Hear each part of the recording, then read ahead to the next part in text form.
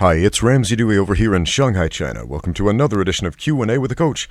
Today we have a question from Fatty Cat who says, "Hey Ramsey, why do we see so few Chinese people in the UFC?" Okay, there's a pretty simple answer to that question, and that is the sport of MMA has not been in China for very long. It's a pretty new thing here. For those new to the channel, I actually opened up the first MMA gym in Shanghai, China, about 11 years ago. It was at the time the second publicly available MMA gym in the entire country. There were some private organizations such as the Xi'an Sports University, which is government funded, was training the China top team at the time. A small fledgling group of Sanda fighters who were training to become MMA fighters. And some of those guys actually went on to fight in the UFC. Guys such as Juma Bieke Tuershun, Wang Guan, and I think at least one other. Blanking on some names here, right? But relatively speaking, MMA in China is about a decade old. So there are lots of countries in the world with very little representation in the UFC, largely because MMA is virtually non-existent in those countries. So this will probably change in the next 10 years or so because there are so many people in China.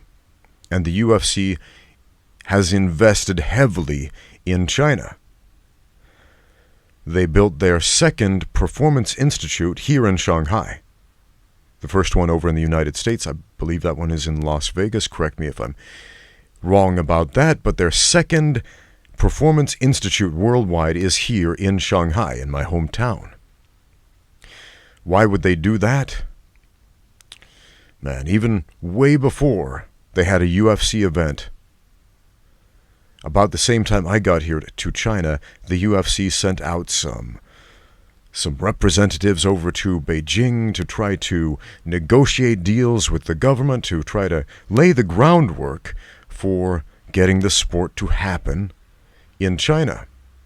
The first UFC event in China happened in Shanghai a couple of years ago.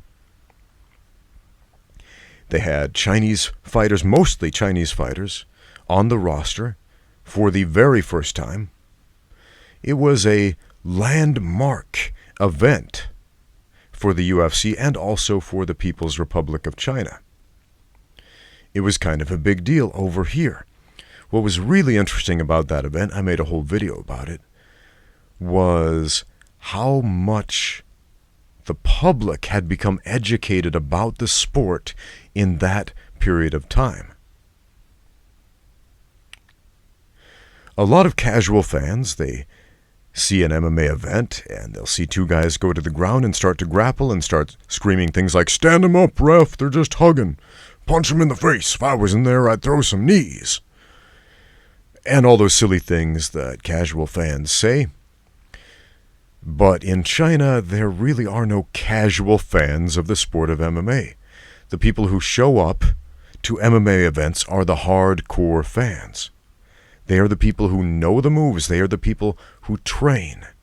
They're the people who understand the technique. This is another story I told when I was doing commentary for Kunlun Fight. There was an MMA fight between a fairly well-known Chinese fighter and a guy from, I'm blanking on which country, one of those former Soviet countries, tough dude. And the Chinese fighter, he goes through the progressions of the rubber guard while he's on his back. And as a commentator, I'm feeling, okay, because the sport is so new, I feel like I should probably explain the technique here. But I noticed right away, as soon as he progressed from one movement to the other, from one progression of the rubber guard to the next, the audience began to cheer. And I realized, wait a minute, they know what this is. And then it clicked, oh yeah, because the casuals don't come to these events to watch MMA fights. The hardcore fans do. Now, percentage-wise, there are relatively few hardcore fans in China relatively few. But when you have a drop in the bucket of 1.39 billion people, almost 1.4 billion people now in China, that's still a pretty sizable number of people, because it's a big, big bucket. So if you attended, say, a UFC event in China and saw the hardcore fans cheering in numbers when they see technical stuff go on in the cage, you might think, whoa, Chinese people know everything about MMA. No, that's the exception, not the norm. The average person in China doesn't know what MMA is. Opening up that first gym, oh man, just trying to explain to people what I do for a living when they would say, what do you do for a living? That was like pulling teeth, just trying to get them to understand that MMA is a sport. What it is. Why does it need to exist when there is boxing, for example? How's it different than, say, Sanda or something like that? There were way more questions than answers at this time. But yeah, man, China is on the up and up as far as MMA talent pools, as far as availability of the sport, as far as turning on the TV and being able to watch a sport, the sport of MMA specifically. When I first got here, I was pretty adamant about saying it's going to take 20 more years before this sport takes off. And I don't think I was wrong.